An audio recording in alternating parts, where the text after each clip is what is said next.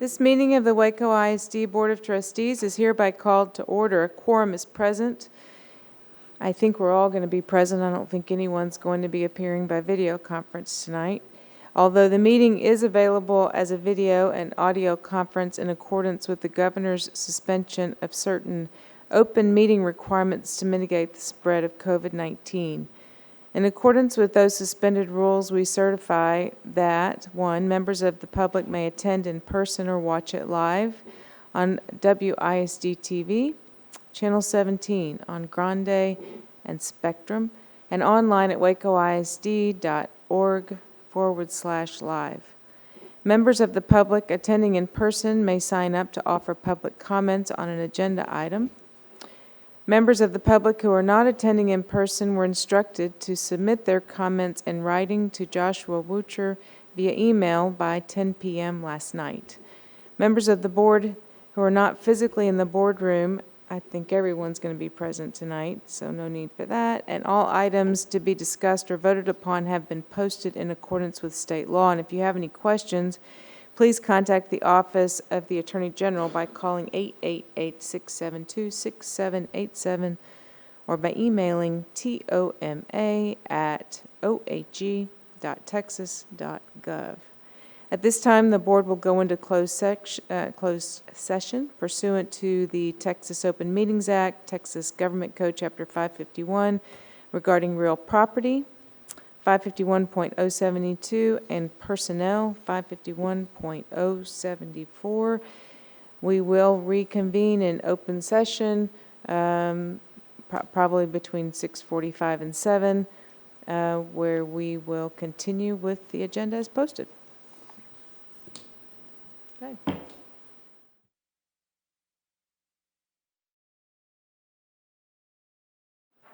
The board is back from closed session where no action was taken. At this point, we have one person for public comment, but we're going to defer that later into the special recognitions. And so at this point, Mr. Wucher, special recognitions. Good evening, Madam President, Board, Dr. Kincannon. We're going to start this evening of special recognitions with our Dell Scholars. Dell Scholars, it's a scholarship and college completion program that nurtures and empowers students on their path to a college degree. Since 2004, the Michael and Susan Dell Foundation has supported 5,000 scholars. It's a program that recognizes and assists in underserved populations, students who are often among the first in their families to attend college, with many having overcome personal challenges. While the financial award of $20,000 helps students with various education expenses, most importantly, the Dell Scholars Program is a college completion program that provides students with key supports they need to obtain a college degree. The program offers personalized, multifaceted support, a laptop, textbook, credits. They offer students and their families services and solutions to address issues that can create major barriers to student success. In January, 3 Waco High School seniors are announced as semifinalists with this prestigious honor, and in March, one of our students was surprised with the terrific news of being named a Dell Scholar. We have Evelyn Guevara from Waco High School, Sean Mooney, and Iris Ramirez. Ms. Guevara is a first-generational college student will be attending the University of Texas at Austin on a full academic scholarship with a major in biochemistry. Mr. Mooney will be attending a 4-year university to study electrical or mechanical engineering. He currently holds several academic and athletics offers, which he's weighing his options and will be making a decision in the coming weeks. And Ms. Ramirez is also a first-generational college student. She's going to be attending Baylor to obtain a nursing degree. Congratulations to them.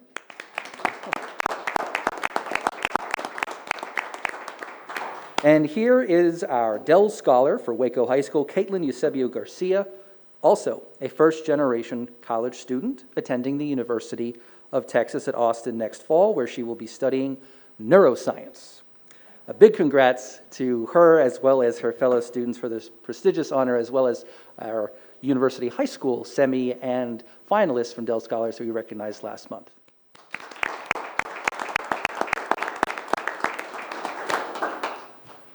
Okay, here's a big one.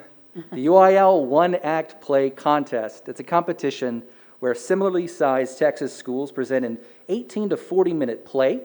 At each level of competition, individual awards are given, and 3 productions are selected to advance to the next level of competition. At the regional level, 2 schools from each region are selected to advance to the state meet. Following advancement at the district, by-district, and regional levels of competition, and for the first time in school and program history, University High School's One Act Play, cast and crew advanced to the UIL 5A One Act Play state meet with their production of The Trestle at Pope Lick Creek. Additionally, 8 students have received individual awards for their performances or tech or crew contributions. Here we have Gerardo Garcia, honorable mention cast as Valdo Gonzalez, Bradley Kellum, outstanding technician, also an outstanding technician in region, Diego Lerma. Bianca Lamelli Contreras, all-star cast by district. Tyler Mitchell, best performer district, best performer by district, all-star cast at region. Hillary Presley, Jonathan Rose, Maricela Suarez, outstanding technician at district. Nancy Cazada, all-star cast district, all-star cast by district, and honorable mention of cast in region. Tyrell Thompson, honorable mention cast in district. And of course, what would we do without our amazing theater directors at University High School, Katie Davis and Glenn Price. Here they are, our talented troupe, and my favorite photo of them, striking a pose.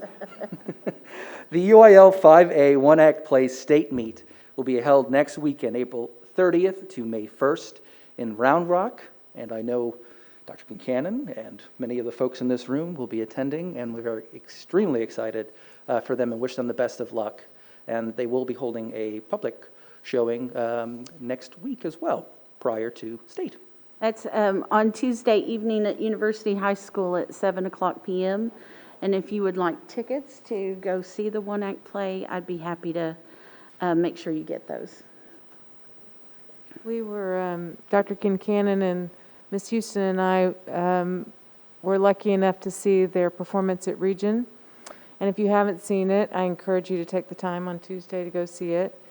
It's, One Act Play is short. It's only 40 minutes. 40 minutes. Yeah. But it is really powerful, and everything about it is exceptional. Everything. Really the best production I've seen in 20 years in Waco ISD. So we wish them the best, and just a plug for them, an hour Tuesday night. It'd be great if they had a full house to send them off.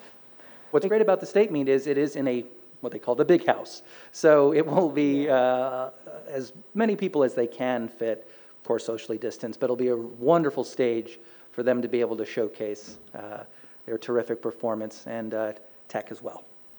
There are 5.6 million kids or more in the state of Texas. So to get to go to a state competition at the 5A or 6A level is a really tremendous accomplishment. So we're really excited for our students. And I haven't seen a One Act Play that was that good in all of my time in public education. And so I'm looking forward to them winning on May the 1st. So how's that?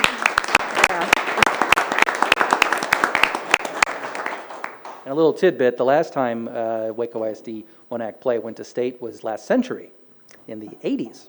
Before that, the 1940s. All right, well, speaking of history, Waco ISD students from across 4 campuses competed in the 2021 Heart of Texas Regional History Fair held virtually in February. We had 13 students earning first or second place and qualifying to compete at Texas History Day. It's an affiliate of the National History Day program, bringing more than 65,000 middle and high school participants there. Communication and history, the key to understanding, was this year's theme. From the compilation of research, each student or group created and presented original research papers, documentaries, websites, exhibits, and performances. The 41st Annual Texas History Day is also being held virtually with awards announced this weekend, April 24th. A big congrats to our Texas History Day qualifiers, Lydia Allen from Atlas Academy, a junior documentary, also from Atlas Academy. Daisy Barco, a junior paper. David Bode, the junior individual website. From Waco High School, Lily Kaufman, Senior Documentary. Crosby Davis, Atlas Academy, Junior Group Exhibit. Lily Howell, also from Atlas Academy, Junior Documentary. Tyrone McNary, Atlas Academy, Junior Group Exhibit, as well as Alicia Ochoa. A few more. Isabella Riggs, Waco High School, Senior Documentary. From Atlas Academy, Addison Rourke for Junior Group Exhibit. Asa Sutton, Junior Group Website. James Tickerat, Junior Group Website. And August Zimmerman, Junior Individual Website. We congratulate them, as well as the History Fair staff advisors and sponsors, Leslie Cannon from Atlas Academy, along with Shay Ruggles and Amanda Jo Ponder from Waco High School. Congratulations to our History Day qualifiers.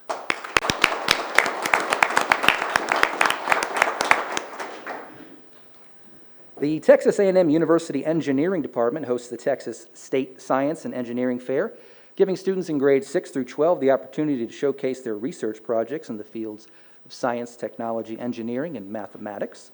Students from Waco ISD's Atlas Academy competed at the Central Texas Science and Engineering Fair, held in February. By earning first place at the competition, 2 Atlas students advanced to the state competition based on their success at the regional level. Additionally, these 2 students were chosen among the top 10% of the 6th through 8th grade competition. They were invited to participate in the prestigious Broadcom Masters competition, which is a national competition.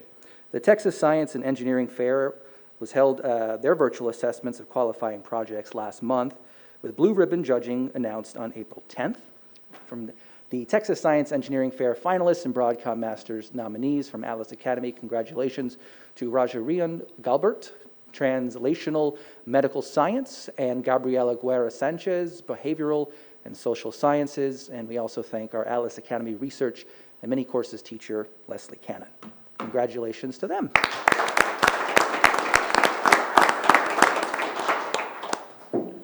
Okay, we'll keep the accomplishments going. The UIL Music Region 8 Solo and Ensemble contests were held in February and March, with Waco High and university students competing in orchestra, band, and choir. Solo and ensemble music events are scheduled in all UIL music regions. Students earning a Division I rating at the regional competition are eligible to advance to the Texas State Solo and Ensemble contest. Waco High will be represented in the state orchestra contest. Both high schools will have students in band and choir advancing to the state competition. The Texas State Solo and Ensemble contest will be held virtually next month in May. Congrats to UIL Orchestra Solo and Ensemble State qualifier Kayla Cho from Waco High School, and from University High School and Waco High School Orchestra Director Eric Wolf.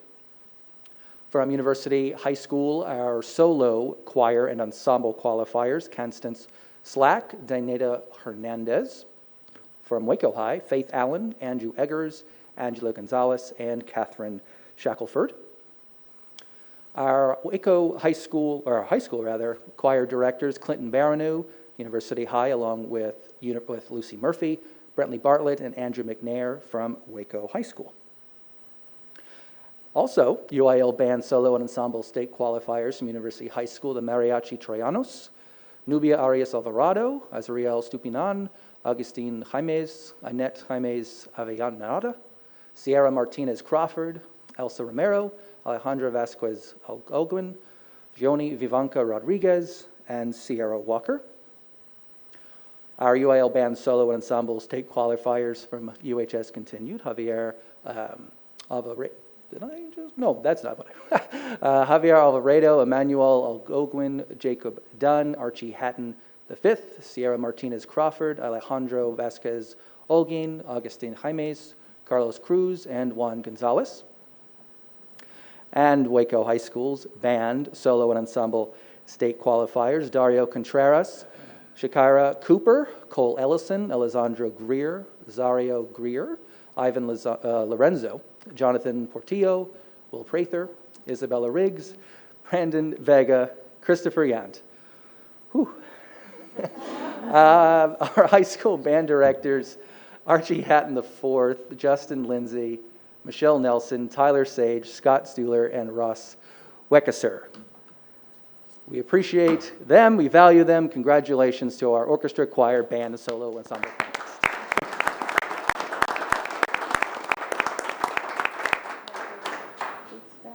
ton of winning.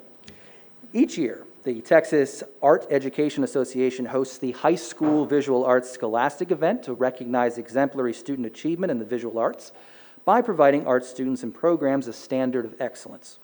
Student works are scored based on multiple criteria, including but not limited to student research and application, execution and technique, aesthetics, critical judgment, and personal expression. Following this year's regional level of competition, 2 Waco High School students' work qualified for the state competition. The state-level VASE will be held virtually April 23rd through the 24th. Congratulations to VASE state qualifiers from Waco High, Xander Lim, a state qualifier 3 years in a row, Alicia Ramirez. Big thanks to their art teachers at Waco High, Joe Calissimo, Willie Keener. Here's a piece from Xander Lim, a beautiful painting, and Alicia Ramirez's sculpture. Congratulations to both of them. Wish them luck at VASE.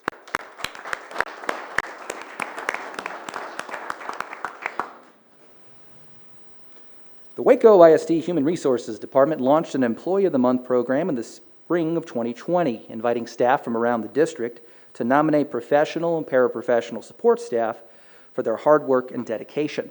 For the month of February, 4 outstanding members of the facilities and maintenance support staff were selected for their hard work and efforts, specifically during the severe winter weather we faced in February.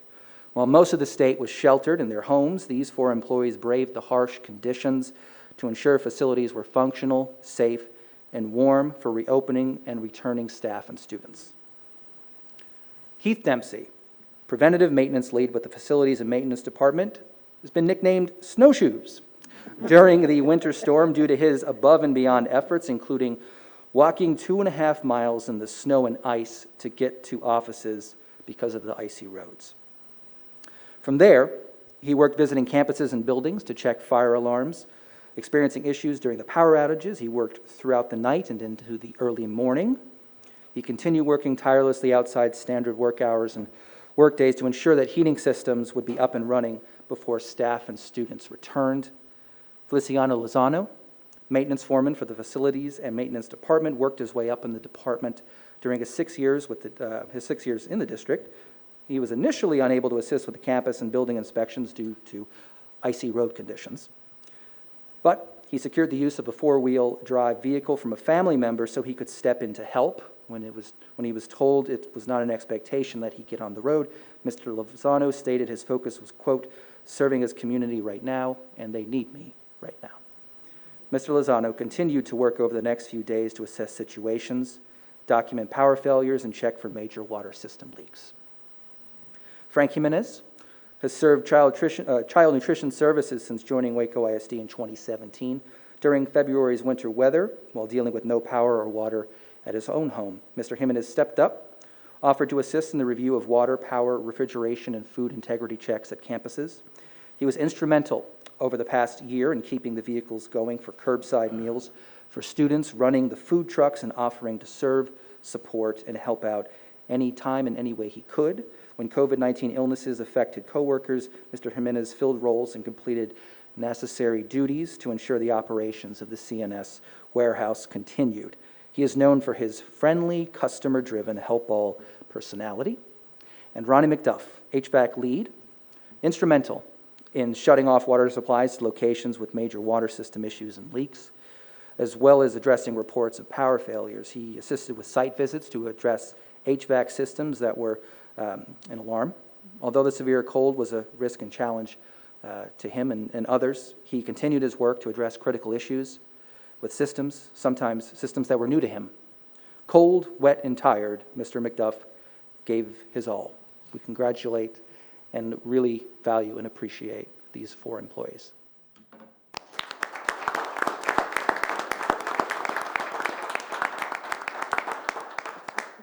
There's Keith Dempsey and Feliciano Lozano from Facilities and Maintenance, and Frank Jimenez from our CNS warehouse.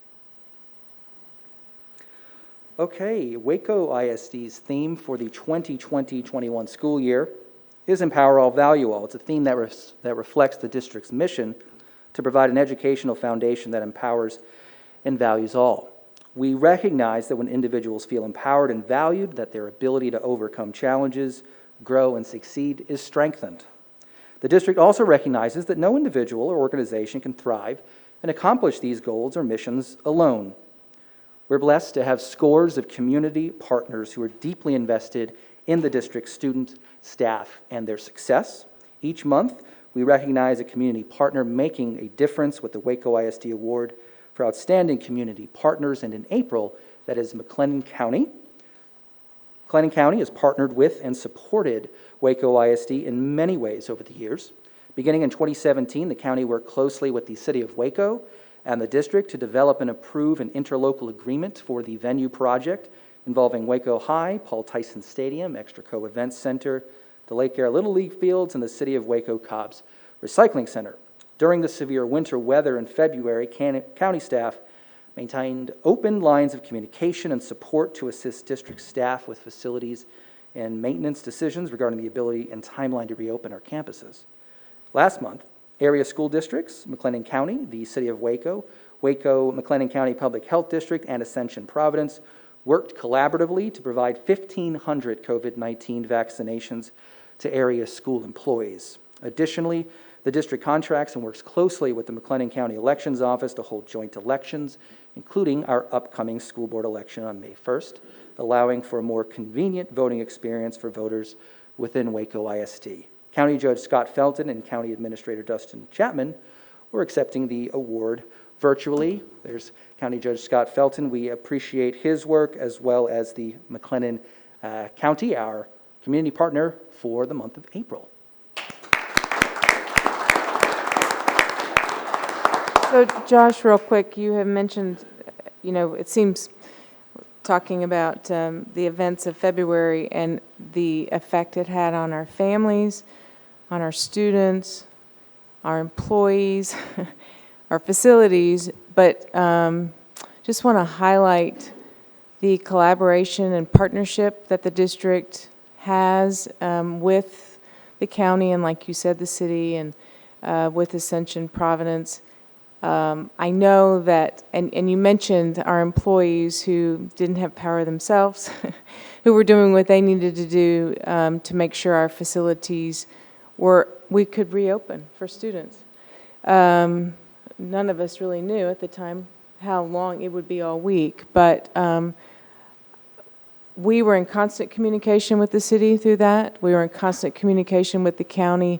There was communication about what could the district do for you, what do we need to do, so we have very much worked in partnership with the county and the city and our other community partners, and it was an event that impacted all of us. But I think I continue to hear praise and thanks from the city, its staff, and the county for our role in that. And I know Dr. Kincannon personally spoke to the city manager.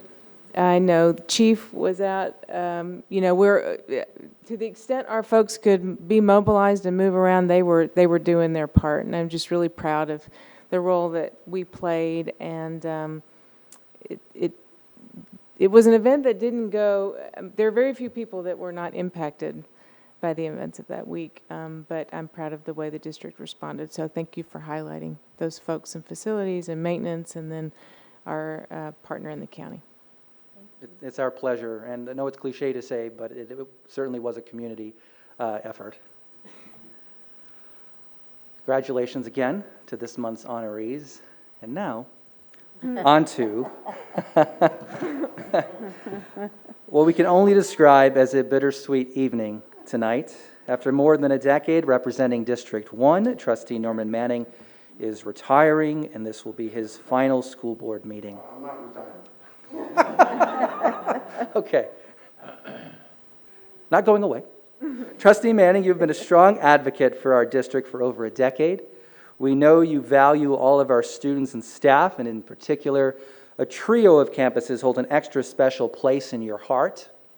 In honor of your 12 years of service, South Waco Elementary and J.H. Hines Elementary will each receive 35 new books that celebrate Black history, including stories about the Queen of Soul, Aretha Franklin, civil rights leader and Congressman John Lewis, and poet Langston Hughes. Additionally, Indian Spring Middle School will receive 26 new books, ranging from biographies of surgeon Vivian Thomas, who developed techniques and tools that would lead to today's modern heart surgery, to former First Lady Michelle Obama's memoir, Becoming, adapted for young readers and chronicling the experiences that shaped her and molded her principles of service. In that spirit of devotion, we'd now like to share a video of some memorable moments from your years of serving on the board and serving the staff and students of Waco ISD. This ought to be good. Always a special day to have all our families come out. We turn it up a little bit. The backpack giveaway, and as you can see in here, there's a lot of activities going on here. Active is appropriate for describing Trustee Manning's time on the board since 2009. Our Assistant Superintendent for Finance and Operations, Cheryl Davis, remembers when you came to file for the board that year and lightheartedly said to her, "How much work could it be?" And shortly after joining the board, replying, "Little did I know how much, and it's completely worth it." Trustee Manning, you volunteered your time and energy working to ensure the needs of our schools are met. We, of course, will send you a copy of this video. During your countless visits to campuses, you greeted staff and students. There was plenty to choose from. So during those visits, you welcomed and greeted students and staff with open arms, always asking, "How are you?" and "How are things going here?" Athletic Director Ed Love certainly attests to that, sharing with me that you've been a guiding voice, a motivator, and a mentor to him, sharing with me that also your encouragement is critical to his growth as a leader. You've remained committed to advancing equity in education at Waco ISD and motivated by the work because you too recognize that the power of education transforms lives.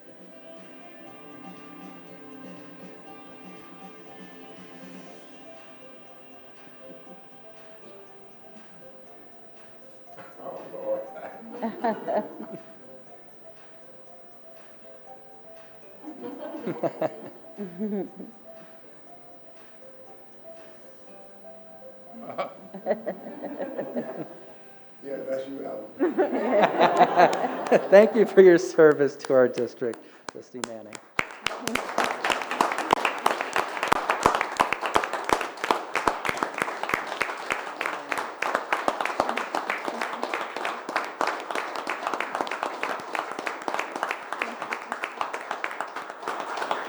Now, Dr. Kincannon would like to present you with the plaque. We'll take some photos, and then your fellow trustees will share some thoughts with you.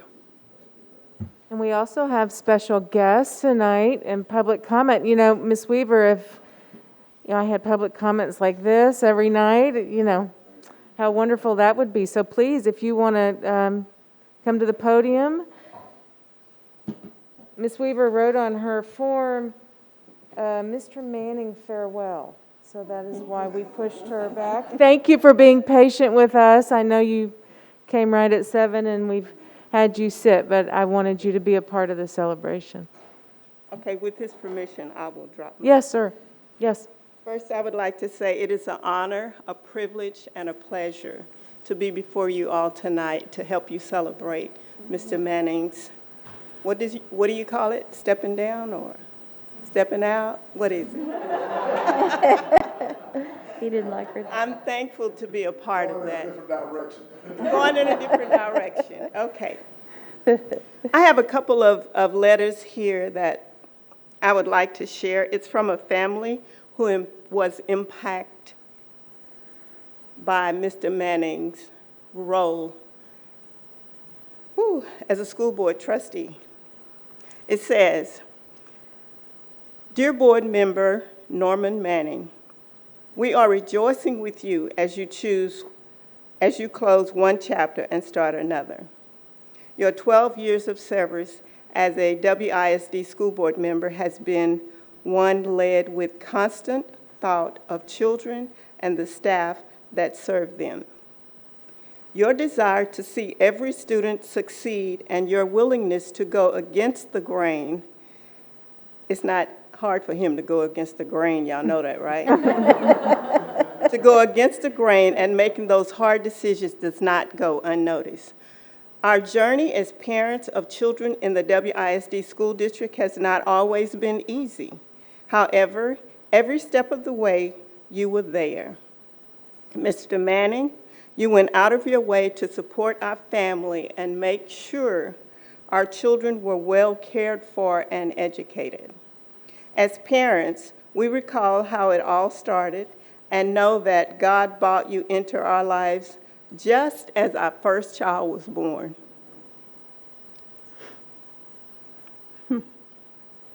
Starting his first school year at school, then at Waco ISD Child Care. Does anybody remember that? Waco ISD Child Care Center. The investment of time and energy will draw great returns, and we will be sure to keep you up to date on how Elijah, Ezra, and Eden are growing into adults who impact this community just as you have. We thank you from the depths of our hearts for always being just a phone call away for all these years. As a classroom teacher of WISD, I was encouraged by your commitment to honor the ground troops and fight to ensure that our experience would be worthy of educators. I saw you speak up for us and visit our campuses. Your presence said you care, and this is a team effort. This was a team effort. We praise God for your presence in this community, and may the blessings you have given us return tenfold to you. We love you, Mr. Norman Manning. Sincerely, the Brigham family. And there's a flip side to this, okay? Mr. Brigham, Mr. Manning knew my grandson when he was first born. He's now 12 years old. He's going into his 12th year. Yeah, so this was important to us to be here tonight to share with you all what he meant to our family. This is from the 5th grader now. It says, "Dear Mr. Manning, thank you for your service." This is Elijah. These are his words, not his mama's words. "Thank you for your service. A lot of good things happened when you were in office as the WISD school board member. I remember your support with our lemonade stand. Our children participated in the National Lemonade Day, and he stopped and bought lemonade from the Brigham brothers. They are entrepreneurs as well. They own a business called B&B Services." It says, "I remember your support with our lemonade stand. It always made me happy to know that you were there checking on me," and he needs to be checked on. "When I first started school at WISD Children's Child Care Center, you came to see me and my siblings at school, and it was so awesome. My friends were impressed." School board member come to see him. "Hopefully your successor, sir, hopefully your successor will be as good as you are. Enjoy your retirement. From Mr. Elijah Brigham." Thank you. So cute.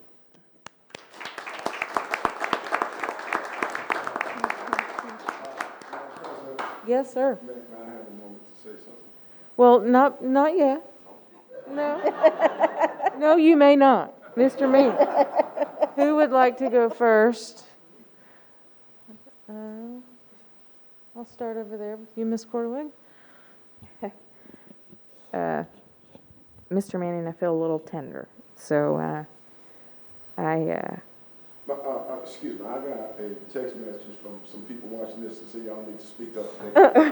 okay. And they don't live in Waco, they're out of town. Okay.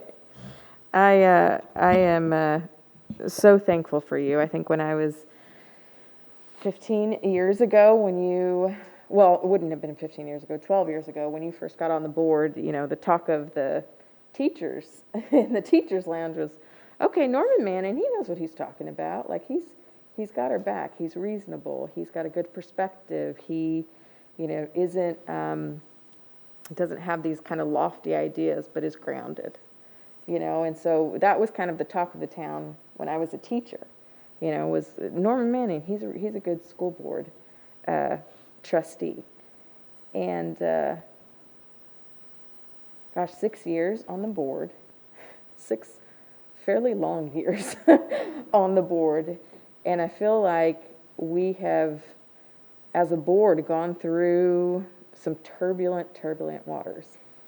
And I have looked to your perspective, your input, your guidance, and it really has helped shape my decisions and my perspective. I see your commitment. I mean, we've been talking about your commitment to families, but I would say your commitment even goes broader than that.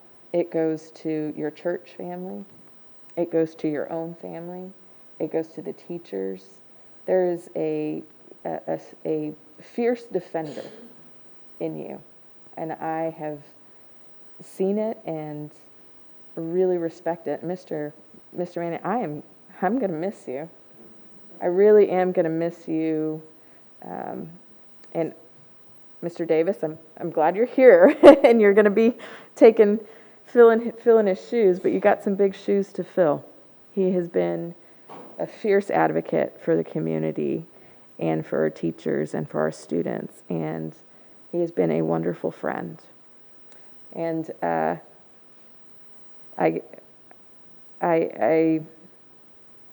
don't know if I have enough words to say thank you for all that you've done and all the ways that you've served up front and also behind the scenes, because half of it hasn't even been seen. And so I just want to say thank you. And you are a man I deeply respect and I deeply admire, and I am so thankful to call you friend.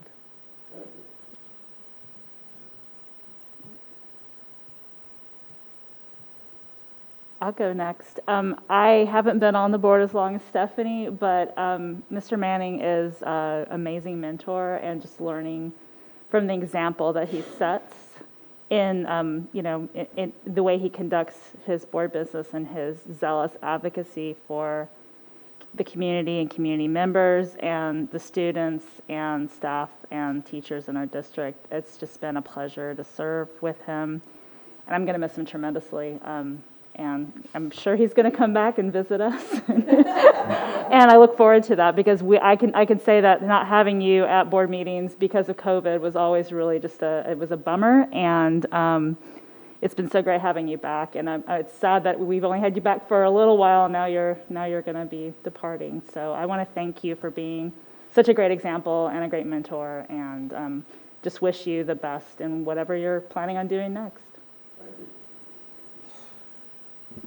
Same thing. I'd just like to thank you. When I first joined the board, how welcoming you were when I first joined. Yeah, I appreciate it more than you know. And, visiting some of these schools, some of the first things they talk about is Norman Manning. And that's shows your commitment and everything. And, that's what we all want to be like. And thank you for your service. My turn. We'll go from the newer board members to one that's been around a while, okay? Norman, I was hoping this would be a roast, but I had 10 minutes prepared with that in mind, and I had to throw it out, so you're going to get some extemporaneous stuff right now. I was on the board when you came on board. And throughout that time, 12 years, I remember you repeatedly saying in a very definitive voice tone that you would be around a lot longer than I would be. Norman, what happened? Jeremy Davis. It's been many years, and I've enjoyed working with you. And I must say that my opinion is you do what good board members do. You represent your constituents. You support students and families. You're always present and prepared. And I would be remiss if I left out, you watch fund balance more than anybody else that I know. Cheryl will attest to that as well. I have full confidence that, number one, we wish you all the best. Number two, we hope you stay in touch. We'll miss you. We know you're going to be back, and be back often. If nothing else, to ask Cheryl what the fund balance is currently. But also, we're going to miss the opportunity, and we hope you still mentor that and, I guess, lead that process going to community churches. So keep in touch. Enjoyed working with you. Well, Mr. Manning, you are really an example of a servant leader. When I first met you, learning that you were relatively new to Waco, but not, grew up here, but that you returned here to care for your father, which you did. You know, I'm getting emotional thinking about my own dad going through it. So, you know, you went through it with him, but you were here. You were taking care of your father, which wasn't easy, but you were always here. And you're a real model of dedication and loyalty. You're a board member who's present. You're prepared. You care. You show that you care to staff and to your schools and your district, but then, you know, to all of our schools. But then, as I got to know you, not only were you here taking care of your father, but I think you take care of your whole family. From what I can tell, you're the go-to person in your family, and I see why. You're dependable, and you're a calm voice and a safe place for them. Then when I've been in your church and learned you're the go-to in your church as well. So you do have big shoes to fill, Mr. Davis, because this is a man who has taken this job very seriously, and he's served his community. It's not an easy job. And life continues to go on, even though we're here as volunteers several times a month, and sometimes the issues are hard, and they're exhausting all on their own and stressful, but you still have a life behind the scenes. I don't know that any of us have as much going on as this man down at the end, but he manages to do it all well, and you've been on the board as long as I have. You're here just 1 year longer than me, so it's going to be odd to not have you here. So thank you for your service. Thank you for the example you've set for those that will follow you, Mr. Davis, and those after, and we appreciate you and all you've done for the district. I think we have one more, and then I'll say something. We do. These are remarks from Kerry Dupuis. I'll try and get his cadence as best I can. Trustee Manning, I, Kerry, am profoundly sorry I can't be there in person to see you off, and thank you for your service on the school board. As a feeble substitute for my being there, I've penned a few thoughts I'd appreciate someone reading at tonight's meeting. Me. Perhaps unknown to you, when I was first elected to the board, my predecessor instructed me to, quote, always vote with Norman, which honestly has been extremely reliable advice, except, of course, when it wasn't, which, to your inestimable credit, has been exceedingly rare. I confess deep down, I guess I'm still a little upset about the scoreboard. You said you would know that. But other than that instance, and what would surely be a very short list of other much less important matters, I have only memories of you being steadfastly on the right side of history. As for our performance on the board together, a casual observer might reasonably pose the question, are you a good school board member? Or am I a good school board member?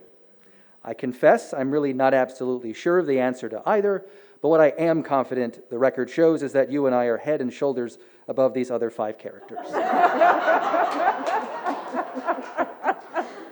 Again, these are words from Kerry Dupuis. Okay. Mostly, Mr. Manning, I'm confident I will miss your presence at our meetings, your humor, your relentless good nature, your calm and rational thinking, your focus on things that matter to students, your devotion to this community will all be missed. You're a good egg, Mr. Manning, and it's been a real privilege to be here at the same time as you. I wish you good fortune always, and I hope you take time off from volunteering elsewhere to visit us on occasion. Godspeed and good luck. Oh, sweet.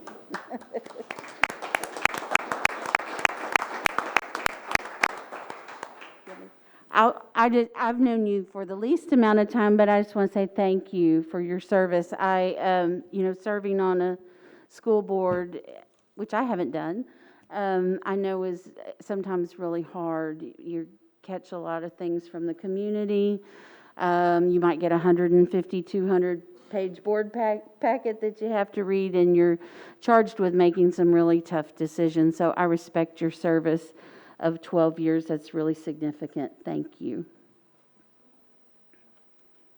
Okay. Yes, Mr. Manning. All right. Oh, there you go.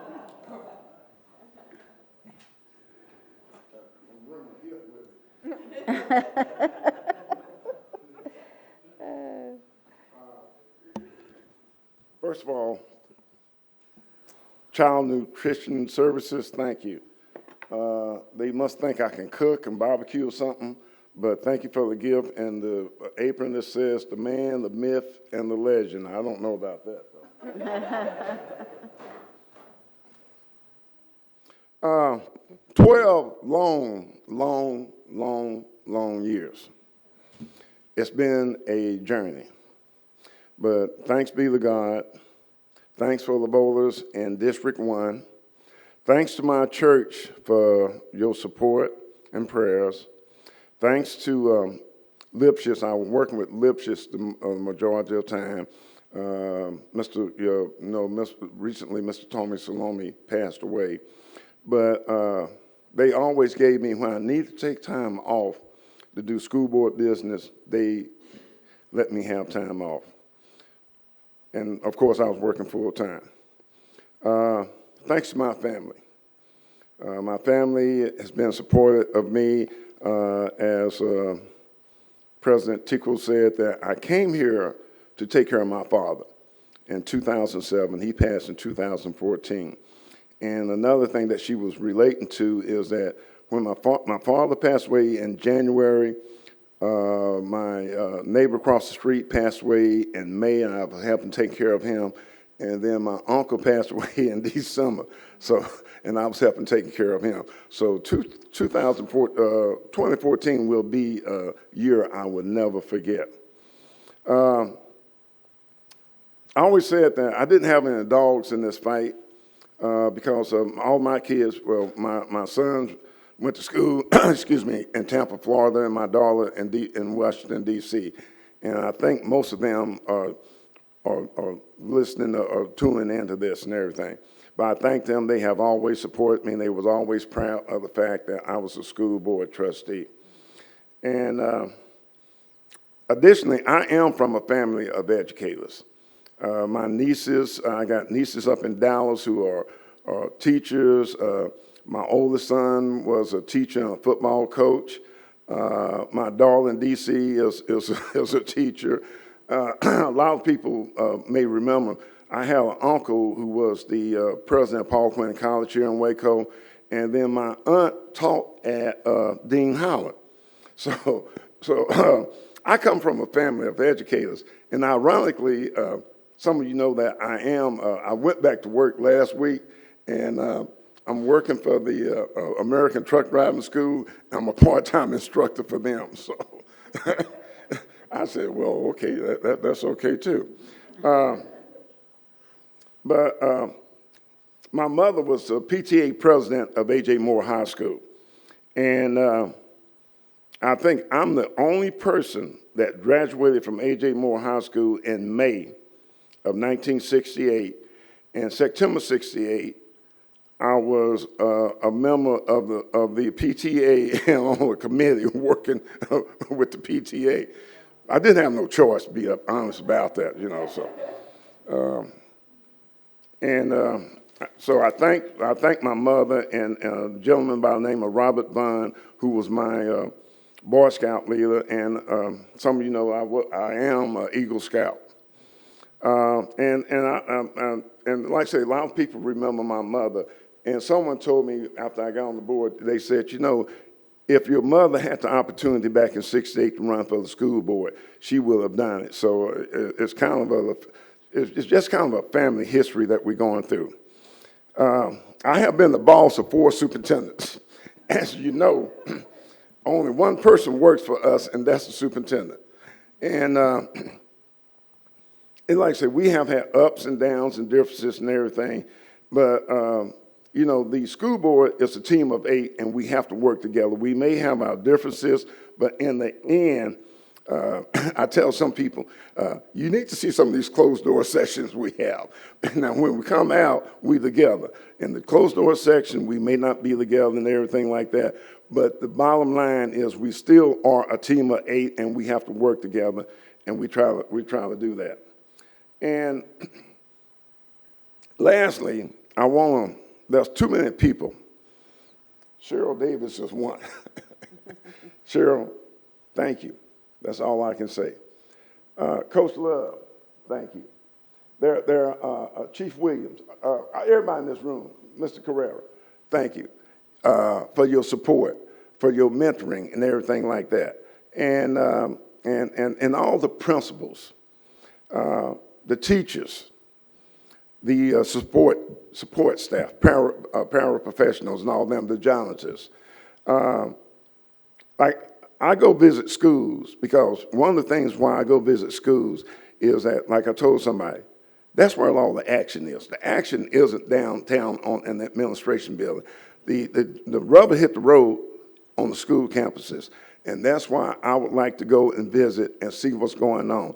When a principal come in here and talk about a situation, most of the time I said, okay, I know exactly what it's talking about because I've been there and I've seen this and everything like that. And Ms. Weaver, you've been with me from the start and you're here at the end. I thank you and your family. She mentioned her grandson, and he was born, I was in, Allen, what was that thing, what was that one we first did? Yeah, I know. Santa Fe. Were you in Santa Fe? Yeah, I was in Santa Fe, right. And she called me and said Elijah was born. And I always looked at my time on the board with him. And I told him I was going to try to stay here until he graduated. I said, God dog it, that's a long time. Because he's only 12 years old. So I knew whatever his age is, how many years I've been on the board and everything. And I said, that's 6 more years. Gee whiz. And I'm going to apologize to him. I'm sorry I couldn't make it to. I'm going to call him up and talk to him and let him know I don't think I can do 6 more years. I'm getting old. My knees are bad, and I got other little minor problems and stuff like that. But it's really been it's been a journey. I am thankful. I am honored and happy to be a part of the previous board members. When you talk about David Sliker, I wrote their names down to make sure I don't, Mr. Williams, Mr. Pettis, Mr. Sliker, who was my mentor at the time, and Mrs. Luce.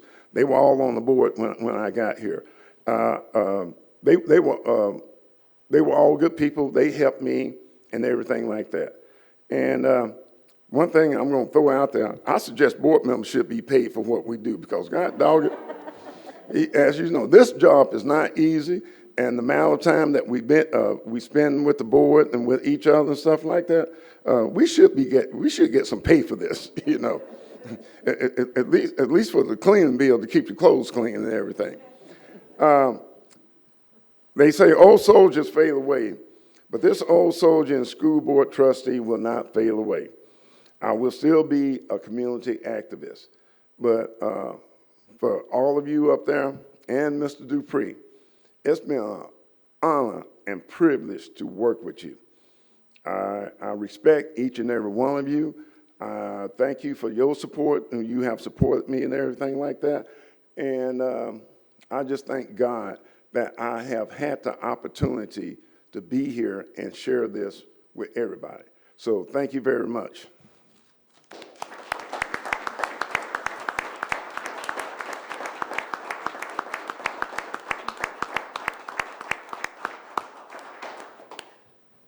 Did you already get pictures? We did. Okay, you got your pictures? Okay. Okay, good. Oh, can we just be done now? Well, with that, superintendent's report, Dr. Kincannon. Yeah, that's hard to follow. Yes, it is. Okay, well, something really mundane after that. STAR testing. Just wanted to mention that, and you probably already know that there were some issues with state testing system crashing on the first day of our test on April the 6th. That was the 4th and 7th grade online STAR writing test in English 1. We were able to take those the next day, and then take 4 and 7 the next day, and then English 1 we were able to catch up the following week. And then English 2 occurred on April the 8th with no issues. We were really watching our participation rates, both for in-person and virtual learners for testing. As you know, that was really important to us to get the kids here, and we did pretty well.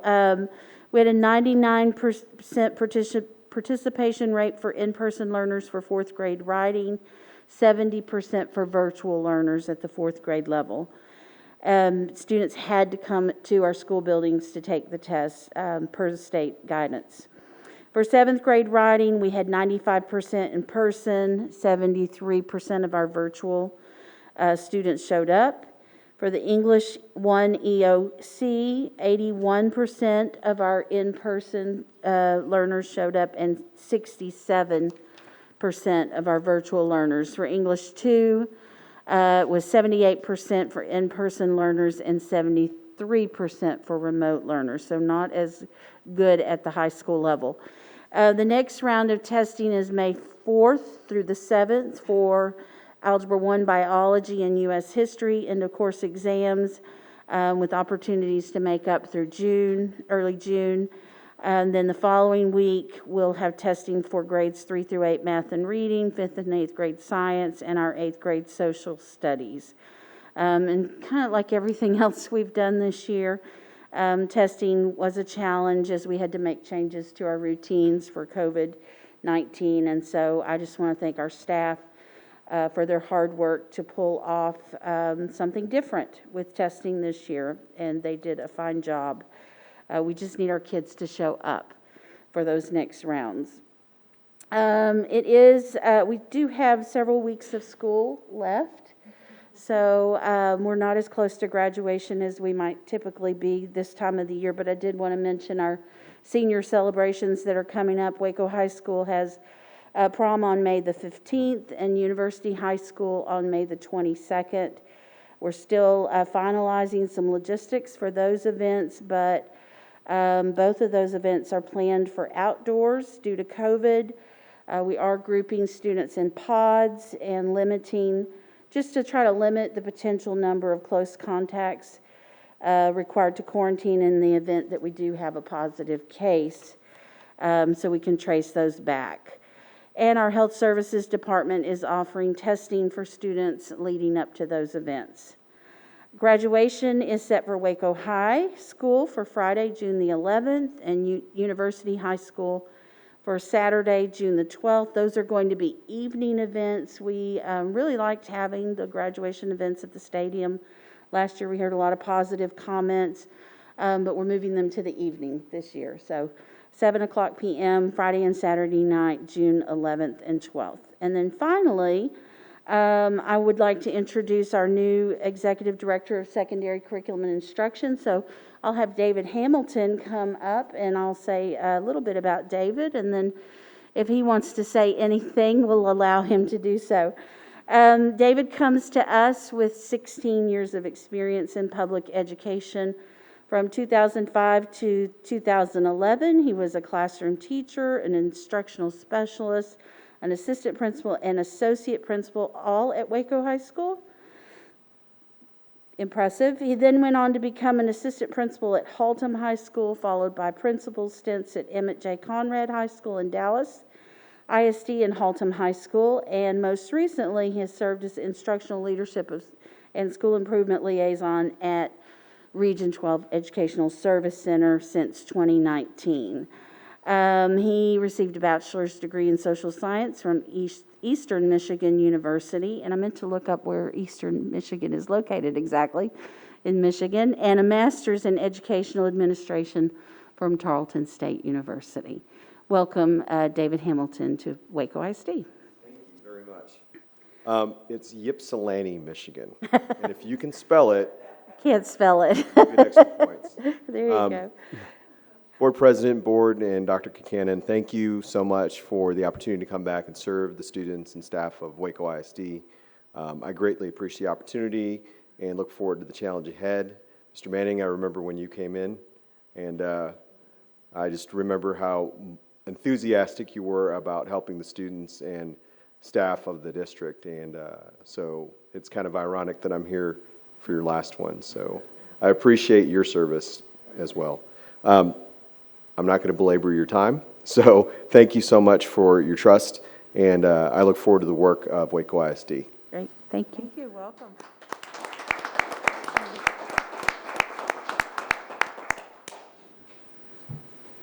I think, Mr. Hamilton, you and I met at Waco High School with my son, Coleman. Thank you for coming back. Well, I don't know that there's been another Coleman TCAL, so you're in good shape. Okay, next I have the consent agenda. No one has asked me to pull anything for further discussion or questions. Does anybody have an item they would wish to pull at this time? Okay, hearing none, I'll entertain a motion to accept the consent agenda as presented. So moved. Second? Thank you, Mr. Sykes and Ms. Corweg. All those in favor, say aye. Aye. Any opposed? Passes unanimously. All right, Dr. Gutierrez. Administrator contract renewals, extensions 21, 22, and professional contract renewals for 21, 22. Good evening, Madam President, Board of Trustees. Tonight, I stand before you to request that you approve the contract recommendations that were provided to you through the separate packet, and these are for our professional contracts and our administrator contracts for the 2021-2022 school year. Thank you. Does anybody have any questions for Dr. Gutierrez? And if not, I'll entertain a motion. Madam President, Yes, sir, I Mr. move we Sykes. approve the contract recommendations for teachers, administrators, and other certified professionals, which we were provided under separate cover for the 2021-2022 school year. Second. Mr. Manning, I'll give Mr. Manning the second. All those in favor say aye. Aye. Any opposed? Hearing none, passes unanimously. Thank you. Thank you. Thank you for all your work. Ms. Kornblum, discuss Waco ISD Literacy Initiative. Good evening, Madam President and Board. Presentation?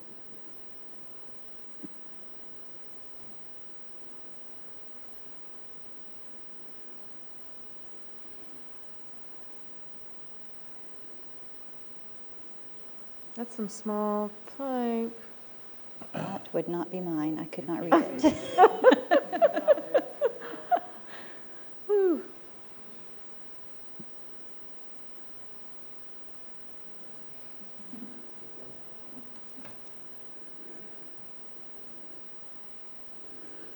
There we go.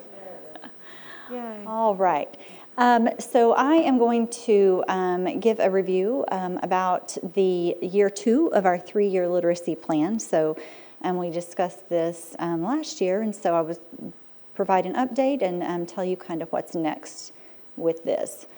So as you may remember, last year we focused on elementary, so we were looking at K-5. Could we go to the next slide, please?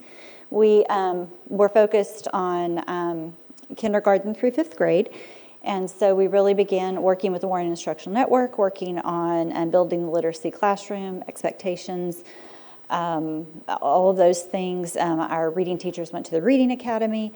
That will continue actually for the next 2 years. And in year 2, we go ahead and add our middle schools who will join in year 1. And so we'll start focusing on that classroom. We'll continue to focus on action coaching and data-driven instruction, which really aren't literacy initiatives, but they help tie it all together because that's where the feedback from principals are given to teachers as we observe those classrooms. And then, of course, the data from our assessment instruments as we're looking to make decisions about where to go next. And as you see the target there, hopefully as we continue on this path, this helps us reach our targets. And so if we could go to the next slide. Do I have the clicker? I'm sorry, I'm not used to having the clicker. As we go ahead to 21-22, as it says up there, K through 12 content areas across the district, we're going to continue to focus on lesson planning and looking at objectives and formative assessment. That was something that we did this year, but as we have looked at lesson plans and talked to principals, that's still an area where we need to strengthen because that's the foundation of teaching in the classroom, is looking at that alignment piece. So that'll continue to be a focus. K through 5, I'll go into a bit more here in a bit, and then as you see middle school, we're going to move into the literacy workshop model in the classroom. And so our middle school classes are double blocked at the in the ELA block in middle school, so they actually have a longer period, and so they can really utilize that workshop model there. And so we're going to focus on how to meet our students' needs in that longer block of time. And then high school this year, we'll be looking really hard at our interventions and how to meet the needs of a lot of the learning that we know we've lost or maybe gone a little backwards on over the course of the pandemic. All right, just as a review and a refresher, when we're talking about comprehensive literacy, balanced literacy, effective literacy, whatever name we want to call it, you may have heard these terms. Really what we're talking about is our reading workshop, writing workshop, word study, and then in the blue box there you see responsive instruction. And the reason for that is because there's a big time built in for a small group piece to where we can really group our students and work on their specific needs and try to either extend them or build them up to where we need to be and where they need to be. So as I said earlier, we were, this is a part of a 3-year plan. Last year was last year, it feels like last year, doesn't it? All of the years blend together. I guess it's this year is year 1. But we know that we've been just a little bit derailed because of the pandemic. And so although our teachers have been engaged in a lot of training, and actually our instructional specialists have training tomorrow, it's all been virtual. And so many of the things that we had planned and envisioned happening in a certain way haven't been able to exactly happen in those ways. So taking us back to last year, these are the things that we were focused on this year. And just overall, the big idea was really getting those literacy classrooms sort of in order so that they had the necessary structure. We understood the foundation of that literacy classroom across the district. And then we were also supposed to have a number of coaching days to where outside coaches were coming in and working with our teachers and our instructional specialists around that implementation model. So as you see up there, the coaching is in red because that didn't get to happen. Early on, we weren't sure about having outside people come in. And then, of course, outside entities were nervous about bringing their people in as well for their safety. So that's something that didn't get to happen. So everything has had to be virtual. But most recently, we did have someone, one of our trainers who we work very closely with come and walk classrooms and walk several campuses on the district to just give her a perspective on where we still are and where we need to move going forward. So with that, as we move into phase 2, continuing our focus on K-5, and as I said, middle school literacy, what we're really going to focus on in elementary is really reiterating at first the things that we didn't really get to implement fully because everything was virtual this year. So looking at our classrooms and their organization and that 3-block expectation, whole group and small group instruction. So we focused a lot on how to design that instruction, on mini lessons, and how that fit together with our lesson planning. And then looking at our reader is kind of the next place that we're really going to be moving this coming year as we focus on really intensive reading instruction in those small group areas to really be able to use that time to help address some of those literacy needs, that we know that we're moving into, as you saw from our data that Ms. Bell shared a while back. So another big focus there will be our Tier 3 intervention. We have had level literacy intervention. That will continue. Our interventionists also had some training on that this year, and we will do another round of that and looking at the lesson structure. What we really want to see happen there is that LLI is a program and you can follow it, but we want to get our teachers to a place to where they can follow it, but they're responding to the needs of the students. So I may have a lesson clearly, in front of me, but if I know that this group of students in front of me has a particular need, I can manipulate that lesson a little bit to meet the needs of that student. So LLI is great by itself, but when administered by a really experienced teacher, it's a really effective intervention.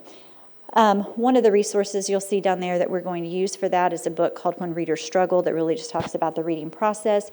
Another big move, the bullet ahead of that, is the DDI process. So we've been working on data-driven instruction, looking at our data to help us design lessons, but we need to extend that conversation between looking at that and saying, okay, now we know what our whole class needs, but how does that then transfer into intervention? And so for a lot of our campuses, there's going to have to be some systems implemented there because that's sort of a huge communication, undertaking that has to happen for the information to get from the data meeting to the teachers and then also the intervention. So that's going to be something we're going to try to really help them with. And Courtney Parnell, who is really leading the work in intervention, is doing a great job with that and helping us plan those things. Oops, not too fast. Let me go back. Another area, and we've discussed this a lot as, together I think is our paraprofessionals. We know we have these literacy aides and different things. They haven't had training in a while, and so we actually have included them in our literacy plan. And so we are going to have specific training with the vendor that we're working with to work with them on our phonics program, but then also teaching them about the standards. Because when I'm working with a student, and maybe I'm working with a 3rd grade student, and I know that this student is struggling, understanding what that student needed to know before can help that paraprofessional if that student is struggling. So really help them understand how our standards fit together so they can use that knowledge. Now the idea would be our teachers are helping to create those intervention lessons, but still if our paraprofessionals can have that knowledge and really fall back on that when they might have a student who whatever was planned might not be working. And they can say, oh, well, I know that before they, were able to summarize, they had to be able to retell the beginning, middle, and end of a story. And they can backtrack and help the student a little bit. I'm really excited about what we're heading for in middle school. So in middle school, as I said, they're double blocked. And so we're still going to be focusing on the comprehensive literacy piece, but really working on how that looks in middle school and then how specifically we do small group instruction in a middle school classroom. Typically middle school classes are 45, 50 minutes. There's not that time. So when you give 90 minutes, we really need to focus on how to use that time effectively. And they were double blocked this year as well, but haven't focused on specific training on how to use that 90 minutes. And so that's going to be an area where we'll incorporate our literacy training for our reading teachers there. Year one, they're going to be looking at workshop pedagogy, classroom environment, what that literacy classroom should look like, structuring that reading and writing workshop, and then managing that. If we haven't managed small groups in that movement, I think our elementary teachers, that's where we see this most. It's customary kind of there. It's kind of a different mindset sometimes, and so we'll be working on that as well. They'll also, that's kind of a duplicate, but the architecture of the mini lesson there, that really connects to the lesson planning piece. And so when we're doing our mini lessons, how does that fit into our lesson planning and our objective and what it is we're focusing on for the day? And how do we really tie that in with our literature and our writing?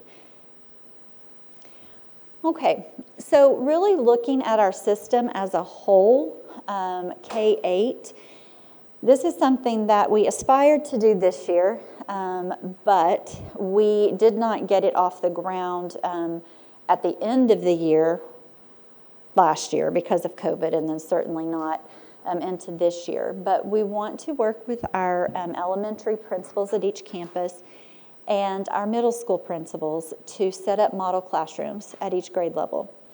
And we would have help from our vendor doing that, but then that model classroom would be used almost as a pseudo-training site, if you will. So after we have face-to-face training over something, so we're to say face-to-face, hopefully it's face-to-face training and not virtual, but after we have training, and then we want teachers to see something in action. We want to see those practices replicated. That model classroom will be a place where people can go to see that. But then also not just to see the PD, but to see the structure of the classroom. And so that'll kind of set the tone for how those literacy classrooms need to look. And then, as always, with everything that we do, we always need to bring our leaders on board, because our leaders are the ones on campuses working with the teachers. They're the ones coaching teachers, and so it's very important for them to know what's happening in those classrooms. So we already have this year, we had these professional learning days scheduled. This is where this year we covered various things. Sometimes it was DDI, sometimes it was focusing on some of the things that we were working with TIA as we were working on kind of that alignment piece. It's a professional development time, and so we'll incorporate that learning into those times with our principals as well. And all of that will support what they're already doing with action coaching, because as they're going into classrooms and giving feedback, if it's a literacy classroom, then they'll know what to look for to give that feedback around that. And then I've talked a little bit about intervention, but at the elementary level in literacy, Tier 2 will be that intensive guided reading in all K through 5 classrooms, so that teacher, rather than meeting with a group every other day, our students who are Tier 2 and needing intervention would be meeting every day. Tier 3 would be the LLI pullout, but this next one, very excited about this, if we ever receive our stimulus money, but if we do, we are wanting to implement reading recovery. And I don't know how many of you might be familiar with reading recovery, but it's a wonderful program, and so we're excited at the opportunity at looking at that. So here is a definition of kind of what reading recovery is. It's just very intensive reading instruction conducted with individual students, groups of 2, very small settings. So when we're thinking about students who would be in reading recovery, we are thinking about students who need something more than even Tier 3. So I'm calling this, in my mind, it's not, but Tier 3.5 kind of instruction. But what we're looking at is this program is through Texas Women's University. And so the teachers who engage in this do get graduate hours that they could use if they wanted to go on and complete a degree. They don't have to. But we're going to start, again, pending our stimulus money, we're going to start with 3 teacher leaders. We're going to put those 3 teacher leaders at Dean Highland, Mountain View, and South Waco. And the first year is all about their learning. It's all about them engaging in the learning, implementing their learning, and helping the kids on their campus. Then in year 2, they'll start to branch out a little bit. They still work with the kids on their campus. Their training continues. But eventually what we'll do is we'll divide the rest of the elementaries into cohorts. And the way the TWU model works is those teachers become the experts. So much so, I mean, they're basically certified, so much so that they have permission then from TWU to train others. So we're going to put the rest of the elementaries in pods, and so there'll be 3 pods. And so those teacher leaders would train a pod. So for part of their day, they would be providing instruction on their campus and intervention with their students. And then there would be some days to where they would need to go out and observe and coach the other reading recovery teachers in training. So that's what we are hoping to be able to do. And so that's a really exciting opportunity. And we're still waiting to hear on stimulus funding. The allocations that we saw, Waco ISD could get a lot of money, but we really don't know what's going to happen at the state level when they might release funds or how much of the funds that might actually make it to us. But we feel like it will be significant. And so we've been planning instructionally and in some other areas for the best use of those funds when they get here. Yeah. I mean, there's an extensive, you have to apply, and there's a process ahead of engaging in the program. So there's work that we're working on now. Courtney Parnell is working on the application. She and Carmen Logan together. We probably are giving Cheryl a heart attack because of all the plans that we tell Cheryl about that we have for our stimulus money. But we have great plans that we want to take advantage of. We do, that are directly impactful for our students. When we look at middle school intervention, again, the double blocks that I talked about, but then we, at both middle school and high school, we're implementing a time in the master schedule called When Time, what I need now. And again, you see stimulus plan out there beside it. But University High School has implemented a program this year called Reading Plus, and they've seen a lot of success and reading growth from that.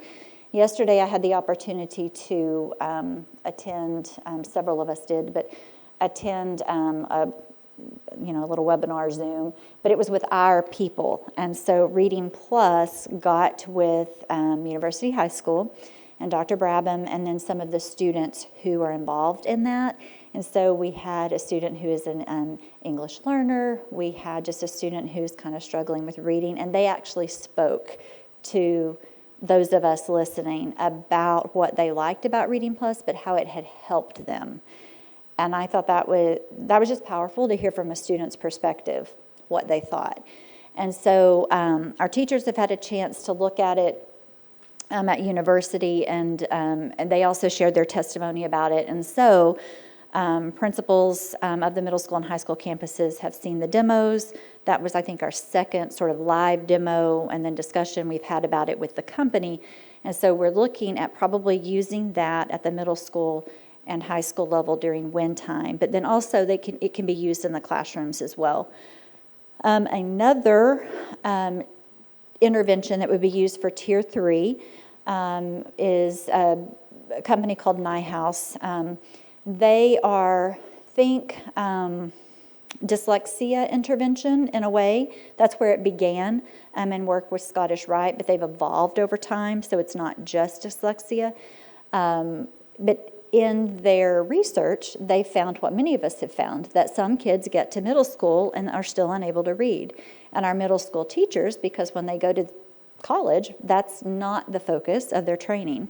And so what do we do? And so they have developed a program called Language Enrichment that focuses on developing learning to read in middle school, decoding, encoding, all of those things that typically we don't see happening at middle school, but with grade level text. So that's usually a problem. And so this will actually be focused on text that they can relate to, but then it also has the metacognitive piece that focuses on the comprehension part.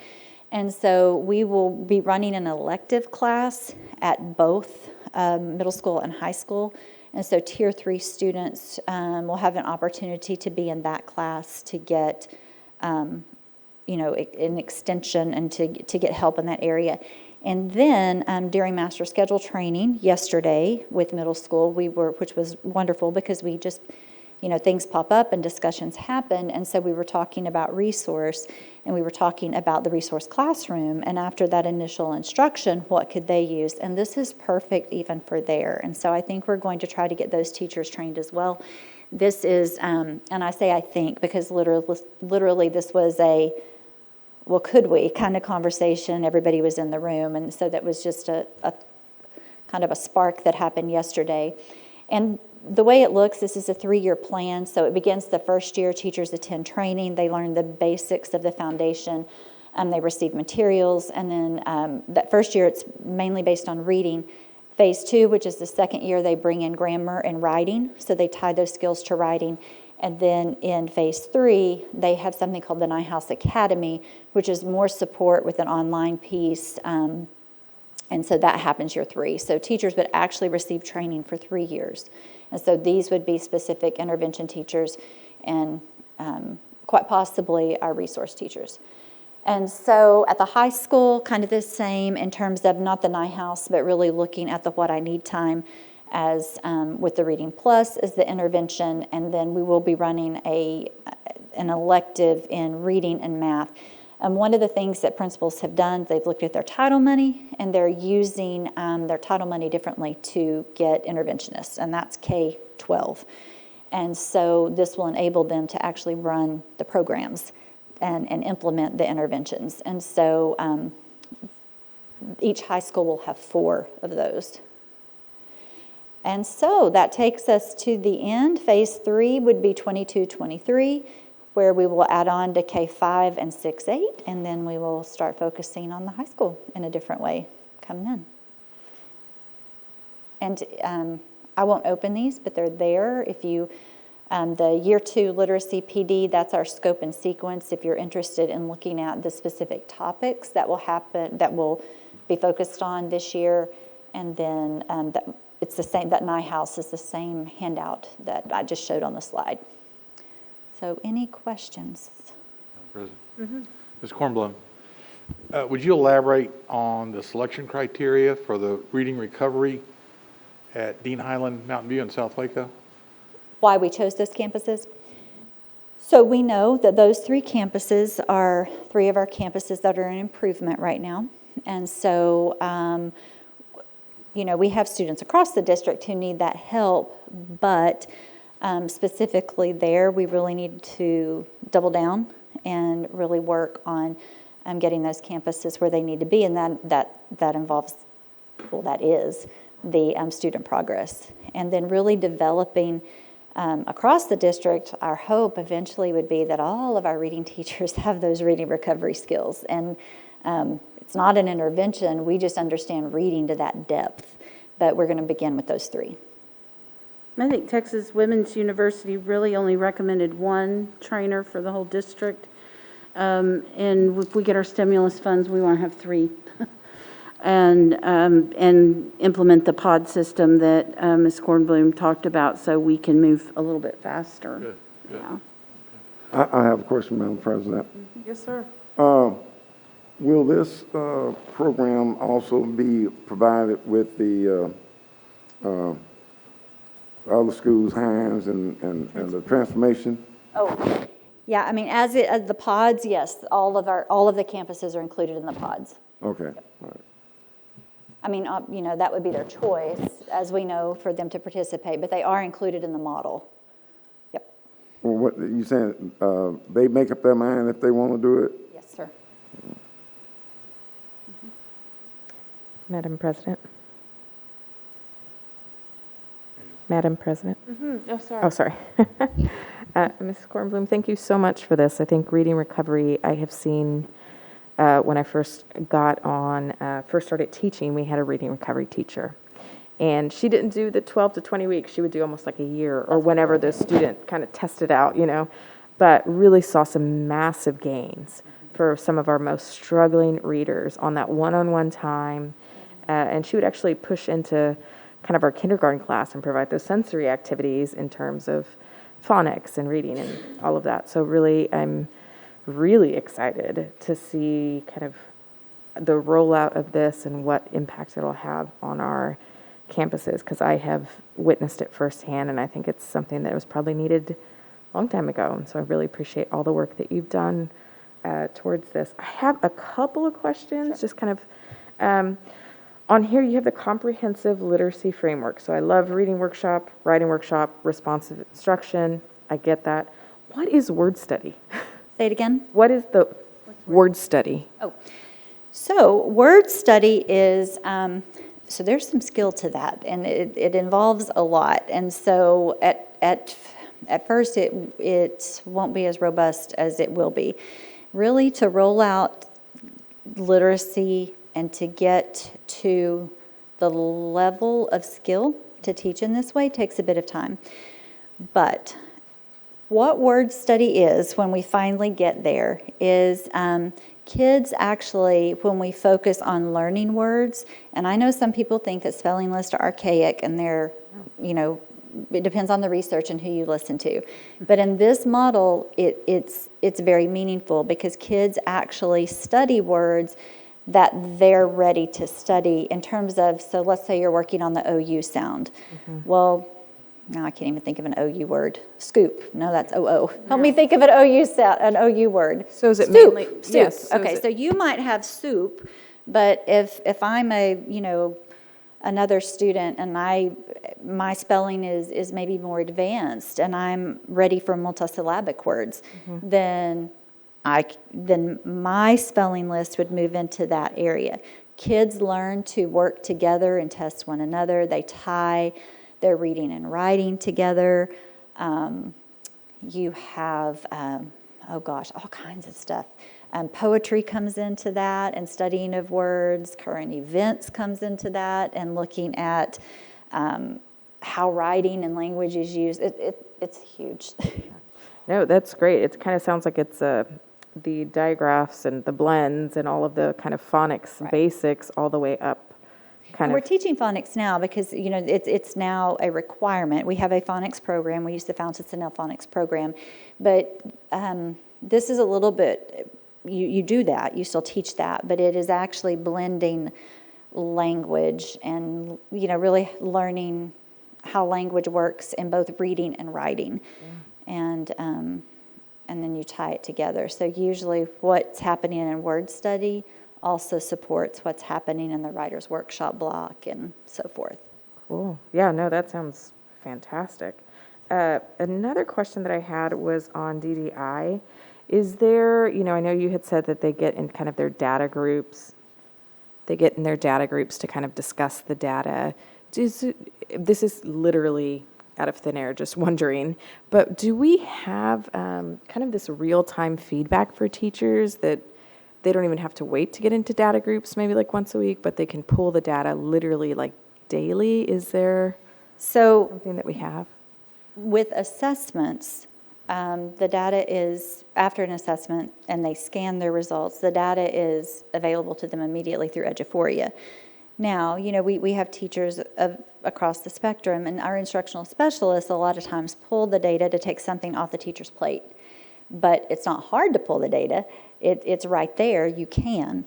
But really, when we get to where we're going, but you can only do so much at a time, and I know with this year with the pandemic, we've talked a lot this year about not stopping the work. We're trying, but it's still a lot. But really, the idea of data-driven instruction you bring into the lesson planning process.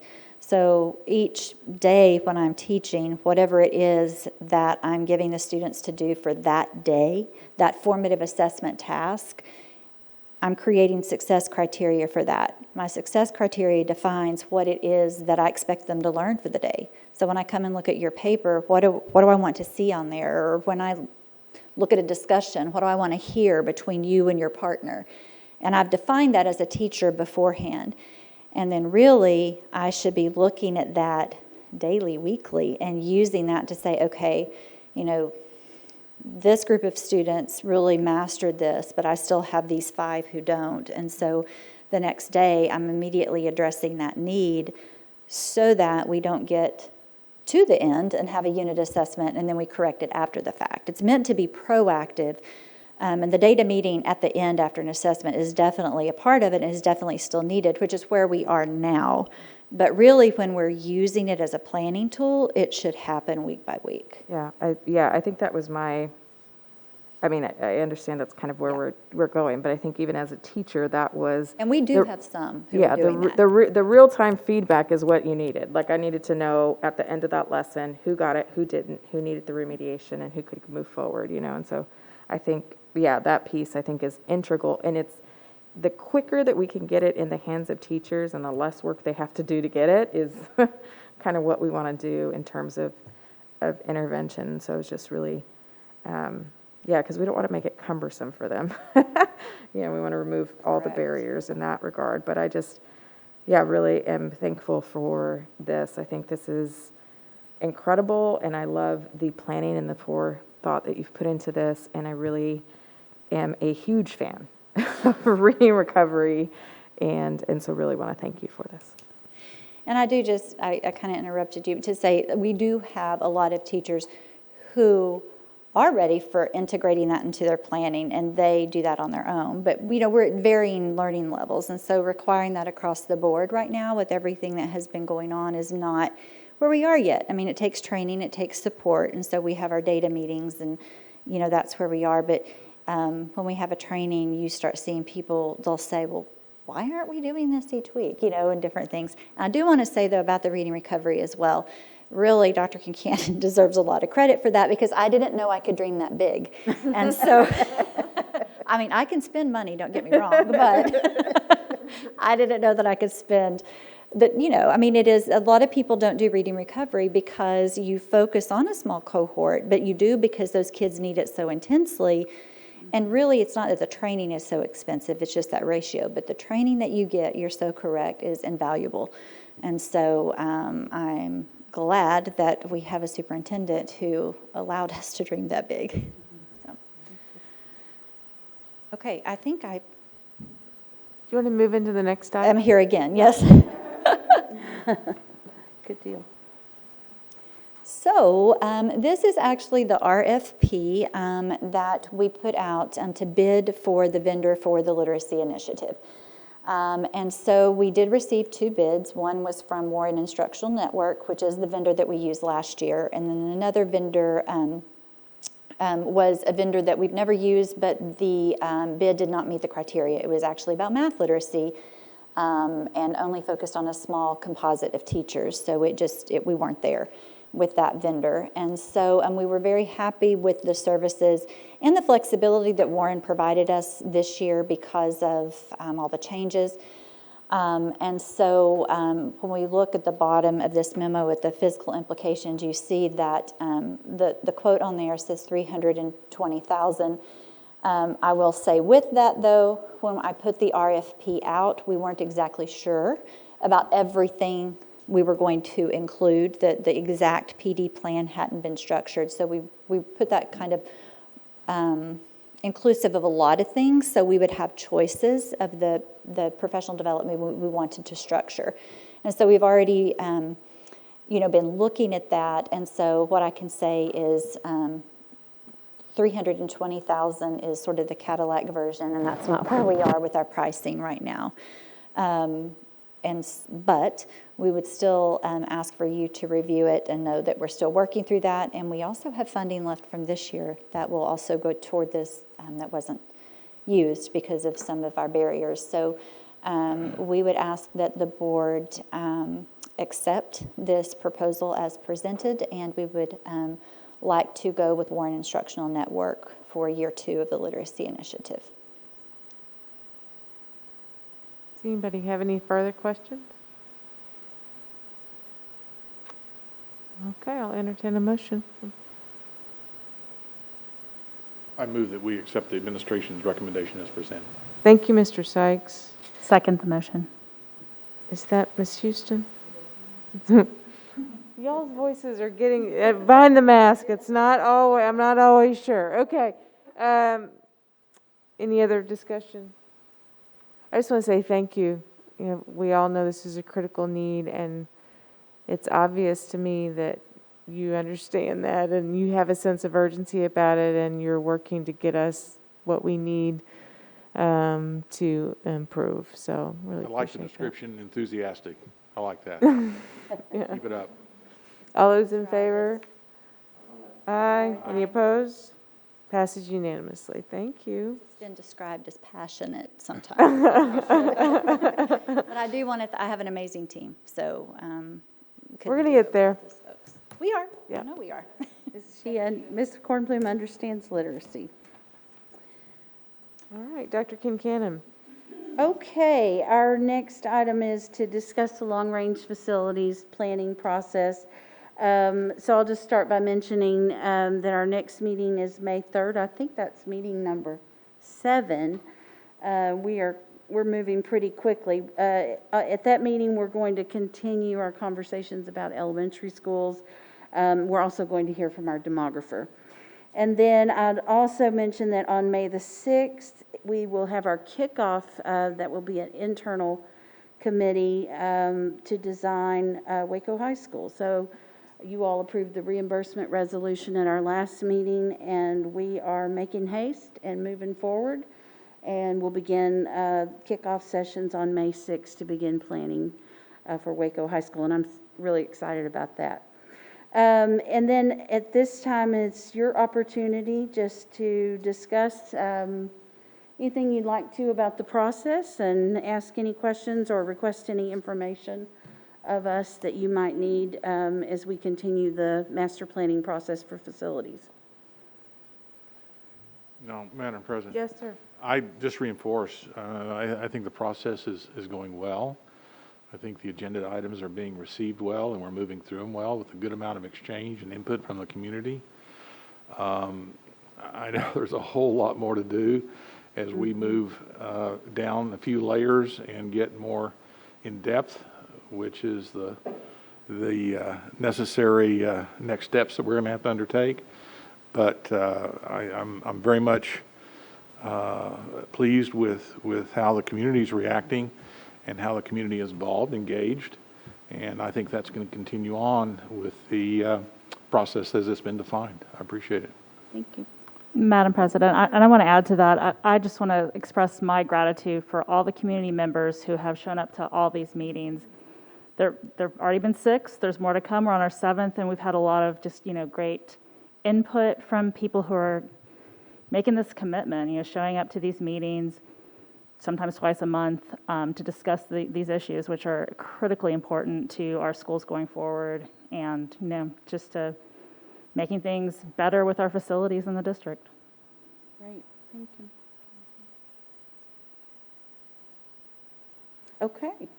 Yeah, it's quite impressive when you see 70, 72, 74, 80 people, and we've had 6 meetings. But I think,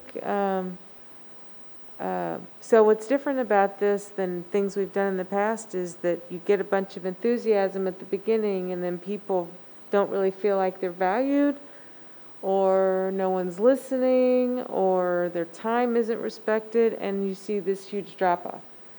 And I think the fact that you have pretty much everybody still engaged, 6 meetings in, is a testament to how well they're being run. I also appreciate how transparent you and the architects are being with information, and every question's answered, and if you don't have the information, you're getting it. And I've received a few phone calls from people, and it's been really easy for me to be able to say, here's a link, here's the PowerPoint, here's the information, you have questions, call me back.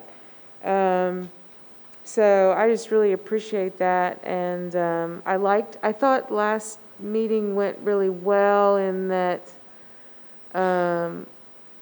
there is so much ground to cover, especially with elementary, that your admonishment at the beginning for people to put their questions and comments in the chat helped us move along, because there's just so much information. So, and I think, we had a lot of questions a few meetings ago about the demographer and his report.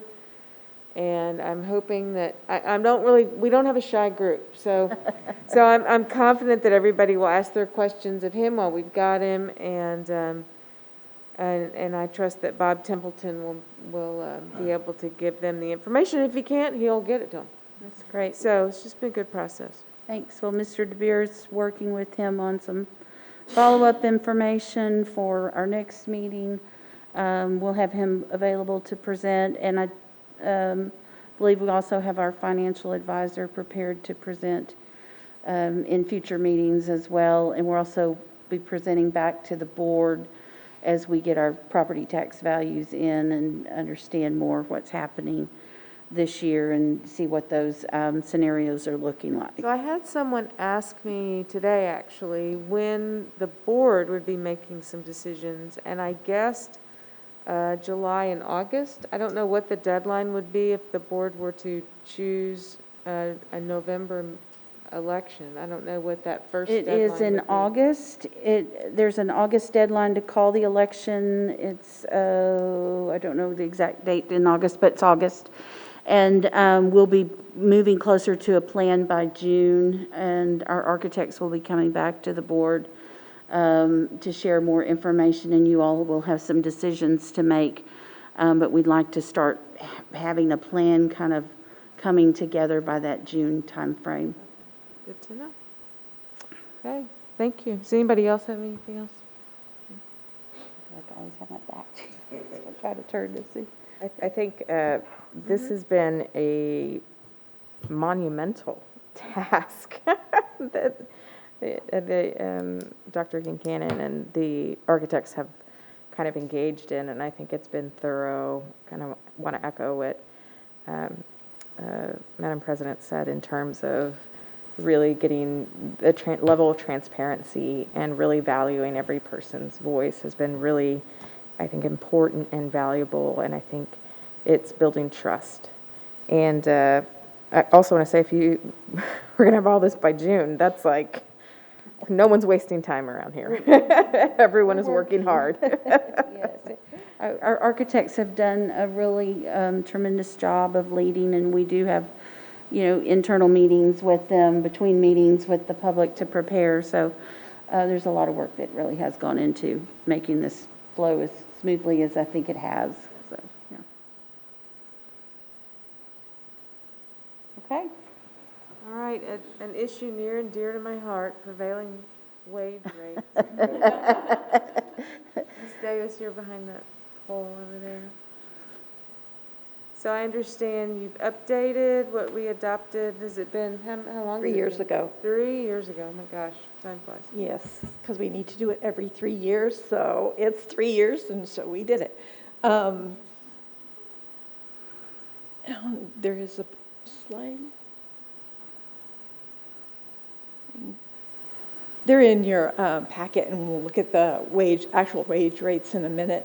But just as a preface, our local board policy, CV Local, establishes certain requirements for the construction of school facilities, including how the prevailing wage rate for those projects will be determined. It provides us for two methods. The law provides for two methods for school districts to determine that rate. The first one is that we can go out and conduct our own survey of wages received for workers performing similar works in the area, or we can use the U.S. Department of Labor Statistics Davis-Bacon rates. And as we said, 3 years ago, we did conduct our own survey, and that does have to be done at least every 3 years. And so we did go back earlier this year. Alex Villanueva of our facilities staff went out and conducted a wage rate study for 29 trades, gathering wage rates from, he used some previously established rates, such as the Central Texas chapter of the Associated General Contractors of America, the Bureau of Labor Statistics for this area, and then the U.S. Department of Labor, as we talked about. In addition, they went out and surveyed some of our local contractors. There was a couple of our general contractors, Masonic Construction and HCS, as well as some specific trade contractors such as Jacobs Cathy for HVAC and Hensel Electric for electrical. Now, we have gone, and you will look in this study, you can see the analysis that they did here and the steps that they did. As I said, those first three are already published rates. On the next chart, you can see the data that we got from them. One of the concerns that, frankly, we have is our local AGC's rates have not been updated since 2017. And one of the things you're going to see here, Israel and I were just talking about it, is that there's been a huge increase in construction costs right now. And so you see that very much reflected in those rates we got from our local contractors, where you're not seeing it in some of those pre-published wage rates, like Davis-Bacon or Bureau of Labor Statistics. So I'm concerned that we've got a little bit of skewing here when we're comparing these rates, because the 2017 rates from the AGC are very low and our local rates are very high at this point in time. Did y'all talk to K. Paul Holt about his? Alex did. Yeah, and is he still comfortable with those rates? Probably, because he probably is, because he's still got him out there, but I'm curious what his response was.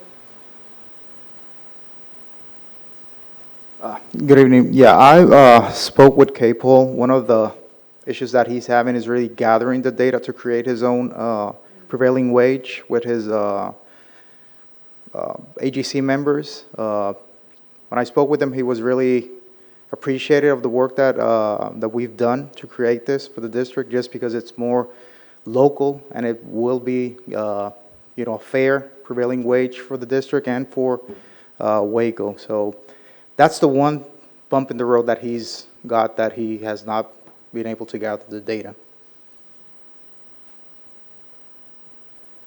So I almost think that we should do this again, perhaps next year, because I'm sure Alex doesn't want to hear that, but You can always amend it. because the numbers are so different this year, and hopefully we might get some new numbers from the AGC by next year, but I'm a little uncomfortable with how big the gaps are with some of them. So I think that right now we're going to recommend the 3 years, but we may want to come back in 1 year and look at this again. Now, we will need to use Davis-Bacon rates for any projects that we do with federal funds. We typically don't do a lot of projects with federal funds. I think the last thing we maybe did was Guama, was the magnet school program we got. But with ESSER funding that we're getting, there is the ability to use some ESSER funds to do some like air quality control, HVAC projects. So we could possibly end up doing some of those type projects with federal funds. And then in that case, we would use Davis-Bacon. On the next page is those rates that we came up with in the trade classification. As we said, there's about 29 of those rates that we came up with, and this would be our local prevailing wage rates that would be effective with these new projects, with the bids that will be going out after this, including the CNS project. And all of our bond work that we might come out Well, so within that the was my next question. year. I'm wondering if you think, should we call a bond election, and should we prevail? Is this something we need to revisit before we, probably before we go out for bids on any of that work? So, which would be probably about a year from now if we were to proceed on the quickest time frame. I think it would be wise to do that before we go out for any major bids, especially if we're talking about a high school project or something, because if there is some feeling that there's a bit of COVID backlash with some of these rates coming up in every area we're seeing it. So I think that if we would look at these, at least do some samples maybe before we go out for bid and decide whether we want to do a full-blown survey or not. But I think that would behoove us to look at that next year. So anyway, these are the rates that we have, are recommending for this currently, at least for the next few months. And I would recommend that the Board of Trustees approve the rates as presented. I got a question. Yes, sir. Okay, are these the rates you're saying that we are suggesting that when we go out for bid, that someone who's bidding for whatever work, drywall installers, whatever like that, that when they give us a bid, that it would be in this possible price range per hour? Yes. But this is not for supplies or anything else? No, this is just for our construction bids. These rates would actually be part of our request for proposal, request for bid that we go out with. Okay. It would be the minimum amount the contractor could pay for trade that's identified. They would not be able to pay less than. Oh, okay. They can pay more, but not less. Oh, okay, good. That's the floor. Okay, all right, thank you. Thank you for that. Madam President, I move that we accept the administration's recommendation to approve the prevailing wage schedule as presented. Thank you, Ms. Cordaway. Anybody second? Thank you, Mr. Manning. Any further discussion or questions? Okay, all those in favor say aye. Aye. Any opposed? Passes unanimously. Thank you. Thank you all for your work. And the feds did release the template for the application for ESSER 3 yesterday, which gives us the state 45 days to apply. Okay, So we'll see. countdown, counting down. We might get our reading recovery. Who's doing announcements tonight? Mr. DeBeer. Here. Thank you, Madam President. We have some outstanding things happening between now and your next meeting. The first starts tomorrow when we have students competing in both the Region 2 5A track and field meet and the Region 2 6A track and field meet to qualify for state. So we're excited to see what happens Friday and Saturday in Arlington and here in Midway, respectively. Of course, in-person early voting for our May 1st election is underway now. Early voting is available at any of the early voting sites in McLennan County tomorrow from 8 a.m. to 5 p.m., on Saturday from 7 a.m. to 7 p.m., and then again next week on Monday and Tuesday from 7 a.m. to 7 p.m. And then Saturday, May 1st is Election Day, and polls will also be open from 7 a.m. to 7 p.m. that day. You can find information on early voting sites, on Election Day vote centers, on our website. There's a news item if you go to the front page of the district site or any campus site at this point. Next week on Tuesday, University High will be performing their one-act play at 7 p.m. in the University High Performing Arts Center. And then the following Saturday, they take it to Round Rock for the state competition, where we're really excited to see what our incredibly talented students do. It has been fantastic to watch them advance through the process to this point. We're excited to introduce them to you in more detail at a future meeting, but we'll certainly be cheering them on May 1st. Thank you. Okay, any parting last words, Mr. Manning? I'll let you adjourn. Once again, like I say, it's a bittersweet memory. As I said, once again, it's been a privilege and honor to work with Waco Independent School District. And I may have not mentioned somebody, but say blame on this old mind and this old heart. Forgive me. But I'm going to miss you guys, to be honest with you. It's been, this is not an easy job. Some people think he can walk in and do that. This is not an easy job because of the fact that if you do not care about the students and the staff of Waco Independent School District, you shouldn't be sitting in one of these chairs. This is a very important job because of the fact that the future of Waco, the future of these kids, the future of all of us, a lot of these decisions are made right here in this circle right here.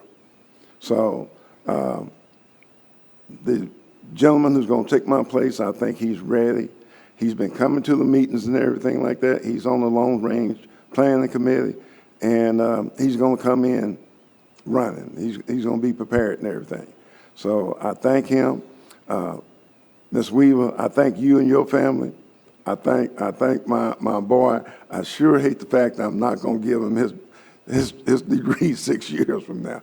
I'm going to miss that. But I'm going to talk to him. He knows I love him and everything. But I love each and every one of you. Thank you for all the nice comments. Thank you for just thank you for supporting me. I've been supported by so many people in this organization. Thank you, Dr. Kincaid. You have made a change here, and it's been noted and everything like that. So I'm just saying thank you, and but you will be seeing me. Is that a threat? Is that yeah, that's a threat. I will not fade away easily.